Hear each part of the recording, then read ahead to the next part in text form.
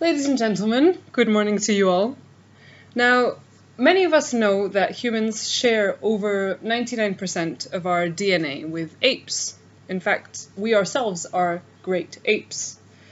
But a little known fact is that our brains also show extraordinary similarities to those of a fruit fly, and this fruit fly is known as Drosophila.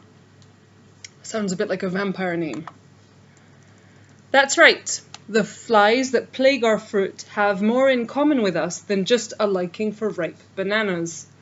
The similarities are so great that neuroscientists carry out experiments on fruit flies to determine how diseases like Alzheimer's and Parkinson's affect their brains, since this can give the scientists insight into how humans are affected by these degenerative diseases.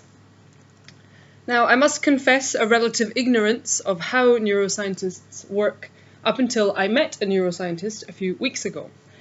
I had a vague impression of people in white lab coats hooking human guinea pigs up to scary-looking machines with electrodes, monitoring and tinkering with their brains. Now, that of course may be true for some, but the work carried out on fruit flies differs greatly. Now, much of the work, as is usually the case with science, starts with observation. Researchers studying Alzheimer's work essentially to breed fruit flies with characteristics that will allow them to better understand how Alzheimer's affects the brain. Now, you may already know that Alzheimer's is caused by the buildup of a specific protein in the brain. And what this protein does is it prevents synapses from sending messages. And so the information doesn't get moved from one part of the brain to the other, and that's what happens. Then the brain gradually stops working, as we know. So there are other features, apart from studying how this protein works itself, that facilitate the task of observing the spread of the protein.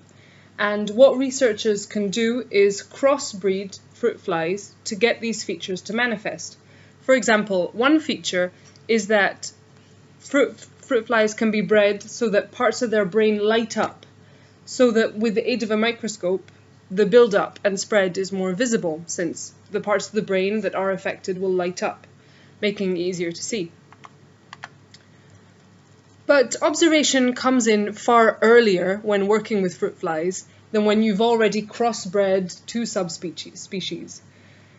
In many ways, neuroscientists working in this field are fruit fly anthropologists. They observe mating rituals up close, in particular. My scientist friend jokes that he owns the world's biggest collection of fruit fly porn. Understanding mating rituals makes it easier to engineer crossbreeding across subspecies. The funny thing is that fruit fly mating rituals don't differ greatly from our own complex social patterns of attraction and rejection. What will happen is that the male hovers around the female for a number of minutes or hours. He kind of does a little bit of a dance around her, and she ignores him. Now, if the female shows interest, by which she will stand still and not run away, then the male will move in, get a little bit closer, and then he'll be a little bit more persistent, really getting up in her face, as you may have experienced yourself, ladies, in some settings. Then he does something quite amazing. He sings to her with his wings. He extends his wings, and with a leg, he's able to play the violin for her. And then, if she continues to stay still and pay attention, he'll move in for the kill, and they'll breed. So the funny thing is that the female fruit fly doesn't need to be alive for this mating ritual to happen. One of the things that these neuroscientists do regularly is that they decapitate female fruit flies. Fruit flies can still move around without their heads. Not everything is controlled by the brain. So they can still appear to be moving and indeed alive even when their heads have been chopped off.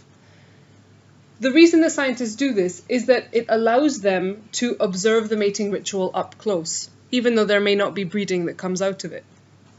So, The problem, of course, with all this experimentation, which should allow scientists to crossbreed the flies and learn more about the spread of these diseases and eventually find a cure, is that sometimes things don't go according to plan.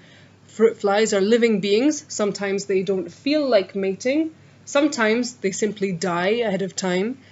And sometimes there are other issues that come into play.